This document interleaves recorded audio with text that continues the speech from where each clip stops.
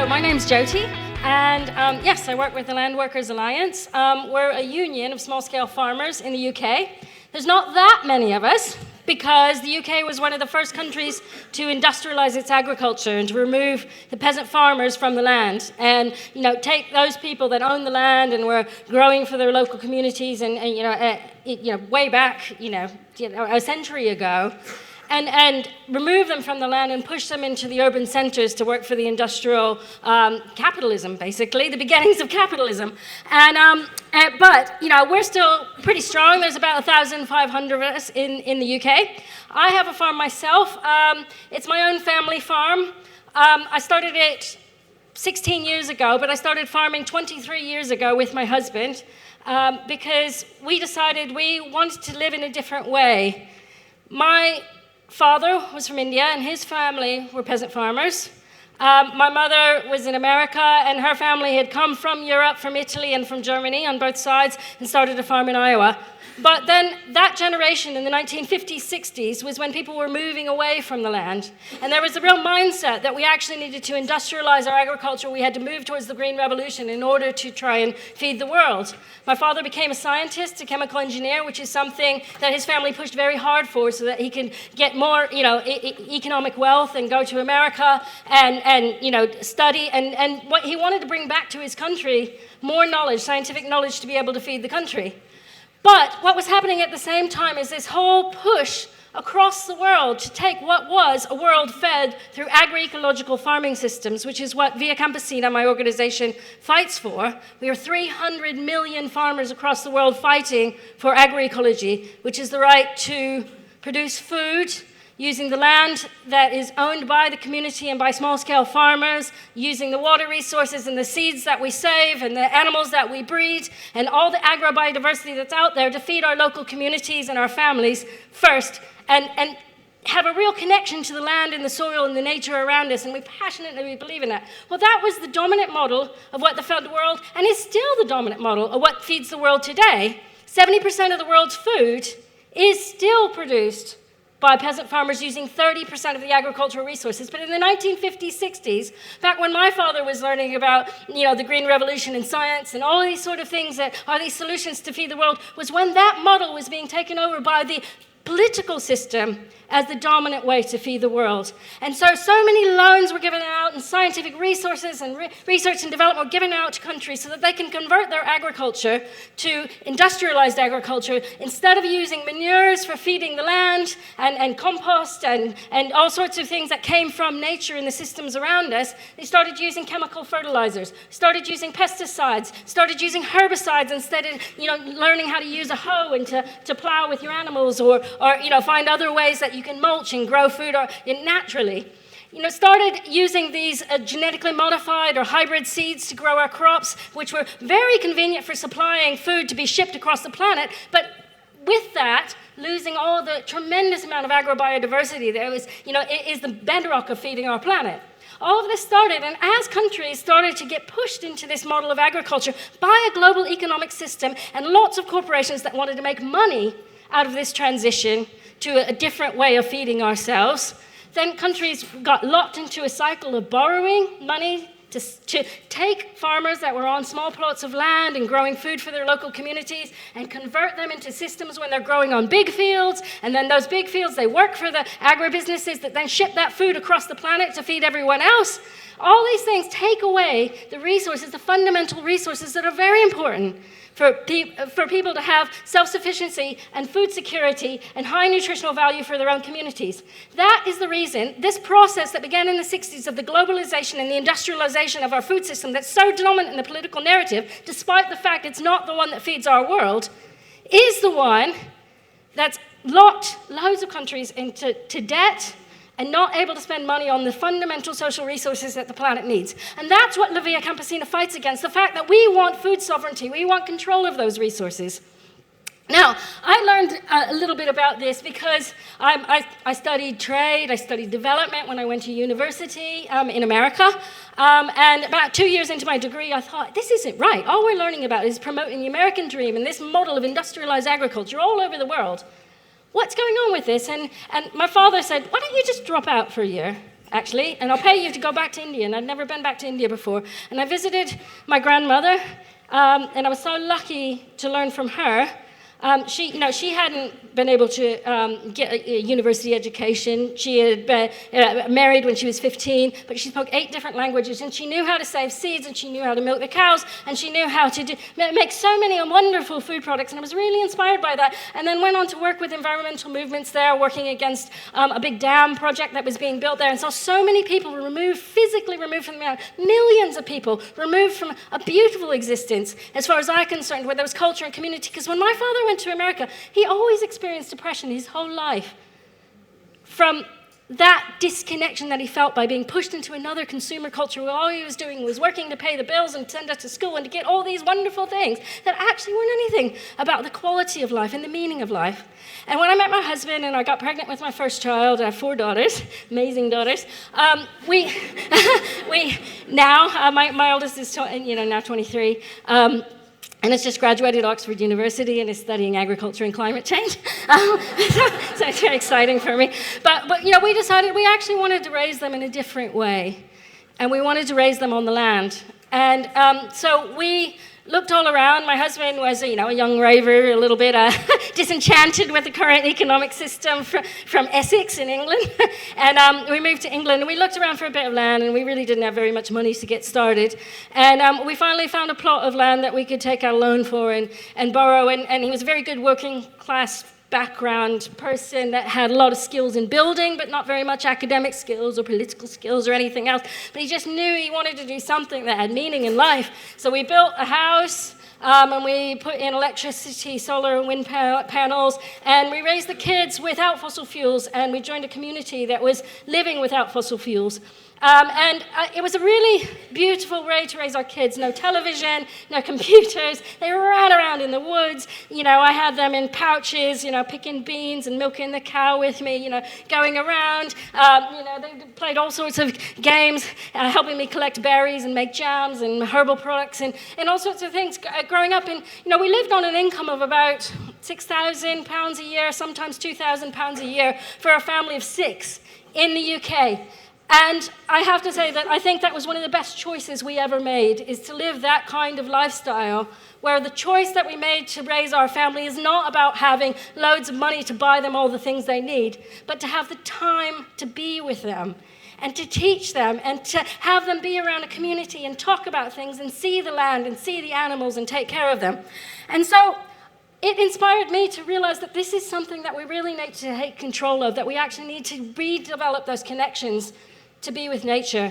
And we need to be a part of something that fights that global economic system that says that is not the way we should be, that fights the capitalism that says we need all these products in order to have a good quality of a meaning of life. Via Campesina is something that is fighting for the rights of the peasant farmers around the world who do continue to live that way. Almost half the people on this planet live a more ecosystem-dependent life where their quality of life is dependent on having clean air and water and resources to be able to survive and have a good quality of life. And because those things are being destroyed, their life is becoming harder. It's becoming more marginal, but it's not that it shouldn't be that way, because living an ecosystem-dependent life, living a life in connection with the land, is a beautiful, wonderful thing. But because we think it's wrong, because we think everybody needs into this modern, developed, industrialized, globalized food world, we push against that and we make their voices marginalized, and we make our voices something that becomes like we're the crazy people on the fringes, and that's no longer the case. Our organization, Via Campesina, does constant political campaigning with the Food and Agriculture Organization. Now I work at least 3 days a week going back and forth to Westminster, trying to convince the UK government that they need to take small-scale farming seriously and need to take a very serious look at our food system to be able to provide healthy, affordable food for everybody. Stop this obsession with globalized supply chains and industrialization and the technocratic development of our food system, and try and think about what small farms give to our communities and our landscapes, what thinking about having our own self-sufficiency in food is like, and how we can produce food without destroying the very planet that we depend on. This beautiful fabric of life that we have, we depend on it, and we've got to eat in a way that does not unravel that. We just put out a report called Food Farming in the Climate Crisis. And what it says, and it's great because my daughter can now provide me with loads and loads of projections that she's learned from being a part of all these scientists working on this. And I'm very glad at this symbiotic relationship now we have between scientists and ecological activists and people who are living on the land and within Via Campesina to be able to say, actually, there's also a scientific face for what we're doing. 30% of the contributions to climate change come from our food system. And 10% of that 30%, if it's divided into 10% are direct emissions from the farming itself. Some of that is from cows farting. But if they're eating lots of grass, they don't do that. 10% of that is land use change from animal feeds coming from areas in Brazil and imports coming from other places. And 10% of it has to do with all the packaging and refrigeration and transport and everything else that has to do with our globalized food system and these long supply chains when we transport food across the planet. So the solution to that is quite simple. It's going back to a method of farming and keeping alive those farmers who are producing the bulk of our world's food supply by using the resources sustainably about us and really understanding how we can draw food out of the earth in a way that keeps it alive and really respect it, and making their voices heard as much as possible. Now, here in the UK, I believe, now in the UK, it's not here in the UK. In the UK, I took a train here yesterday. I have to remember I'm in Spain. In the UK, we believe strongly that we have to get involved in politics in order to be able to sort this out. As everyone who eats has a stake in the food system, you can make real choices. You can make real choices about where your food comes from. And I have to say, after 20 years of standing on a market stall on a Saturday, I really appreciate absolutely everybody that makes those choices to come out and buy food from a small producer, because as small businesses, it makes a massive difference.